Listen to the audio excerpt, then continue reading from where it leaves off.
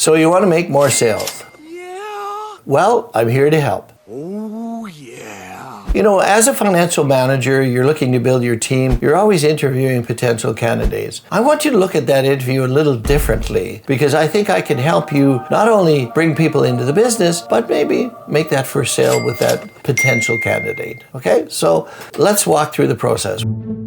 What I'm going to do is I'm going to role play with you. It's a tool I use as a manager. It's probably my most effective management tool is going into role play. Anytime that one of my team members come to me with a problem, I immediately go into role play. So if they say I'm having trouble getting referrals, I'll say, okay, go ask me for referrals. I'm having trouble on the telephone getting appointments, okay, call me. Because I want to know, I'm using the gap analysis, which is a tool that I'm very familiar with. It's one that I recommend everybody uses, is always look at the current situation, and talk about the desired situation, look for the gap between the two, and that's where the learning occurs. So I'm going to role play with you. Let's pretend you are a potential candidate and I'm a financial manager and I'm inviting you to look at the business. So let's go into the role play. So welcome. Thank you for coming in today, and thank you for taking time, John, to look at what I think is a pretty good opportunity. Now, I want to be clear about something is I want you to walk a path of joint discovery with me. I want you to walk through a path that where you and I explore whether this is something that you should be doing, and I explore whether you should be doing it. And at some point in the future, we'll make a joint decision of where the future may be. The worst thing you can do is make a decision today. So I want to be clear. I am not inviting you into the business today. I'm inviting you into a process. There's things for you to watch, things for you to read, things for us to talk about. And at some point, you'll have enough information to make an informed intellectual decision. Okay? So what I want to do now is I want to demonstrate to you the process that I use when I'm taking a potential customer through the process. Let's pretend you're a customer, I'm a financial advisor, and what we're doing, John, is let's say you're in a relationship with a young lady and she's pregnant with your first child, and so your life's pretty exciting, pretty full these days.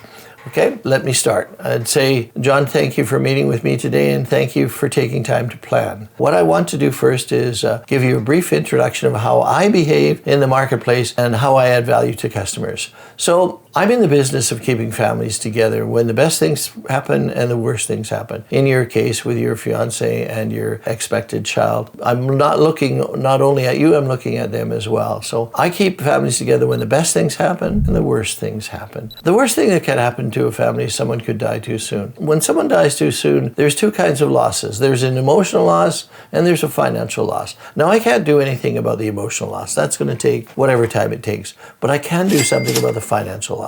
You know, when someone dies too soon, the family still has to pay the rent or mortgage. They still have to pay to keep the lights on, to put food on the table. Everybody's effectively reaching into their pocket looking for money. And I'm the only person that puts money in their pockets. So what I'm giving them at that point is I'm giving them choices that they deserve. Are choices important to you, John? Of course they are. Now, the best thing that could happen is you could live a long, long time. And throughout your life, you're going to need money for three reasons. You're going to need money for emergencies, opportunities, and retirement. Now, let's talk about emergencies. You know, emergency is something like your car breaking down, the fridge doesn't work, whatever. You have to repair or replace those things. An opportunity is those things, the larger items you're interested in, such as buying your first apartment, buying a new car, going on a trip. Those are opportunity expenses. And the final thing you need money for is retirement. Because regardless of what your company may do for you or what the government does for you, it won't be enough. So you need to set aside. And so what I do is I help people prepare for all of those expenses, the emergencies, the opportunities, and the retirement. And what I give them is dignity. So here's the question, John. Are choices and dignity important to you? Of course they are.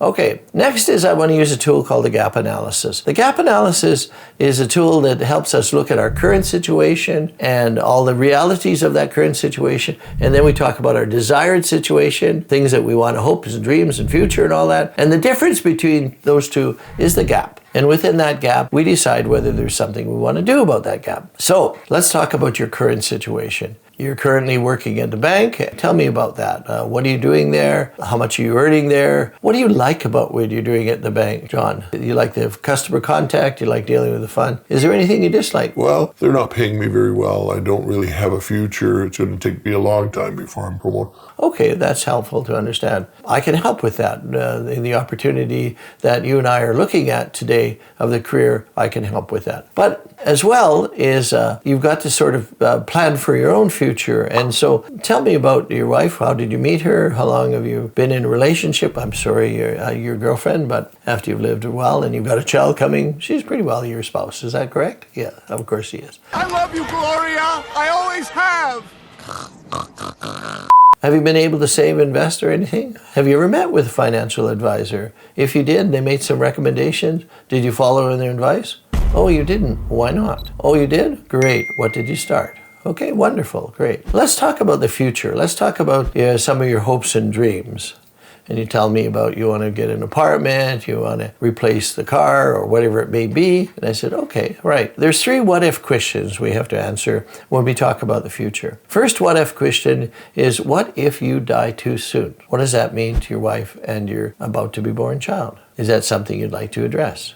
Okay. The next one, what if your income's ever interrupted due to accident or illness? Would you like to do something about that? And if that illness went on for a while, would you be interested in something that would give you some form of income over a longer period of time? And finally, what if you need money through your life for emergencies, opportunities, and for retirement? Where's that money coming from? Do you see, John, a gap between where you are today and where you'd like to be?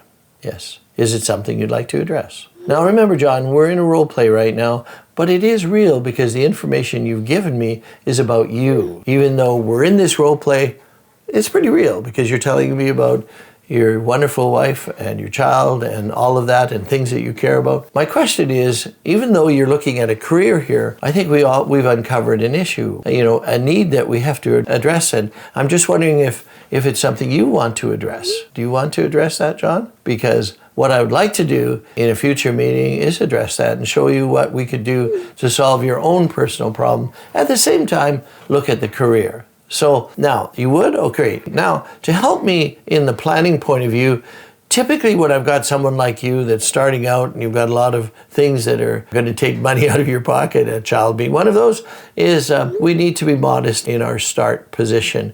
And what I recommend to customers is we take 3 to 5% of their income as a starting point, and then we move from there towards the greater amounts in the future when your situation changes. So in your case, 3 to 5% is about 100 euros, $125. And so is that a place that we can start at? Again, I'm not holding you to an amount of money. I'm not saying to you that you must spend that amount. I'm just going to use it as an example. Is that okay? Okay. So what I'm going to do in our next meeting is I'm going to step out of the planning process of the career and move into the planning process with you, John, and see what we can do to begin to address that. And at the same time, you'll see how I deal with customers when they have decided they want to do something such as you've decided. Okay? Make sense? So, John, tell me how you felt about the process so far, about my introduction, about choices and dignity, and about using the tool, the gap analysis. Is the premier tool I use when I'm working with customers. I uncover a gap between where they are and where they'd like to be.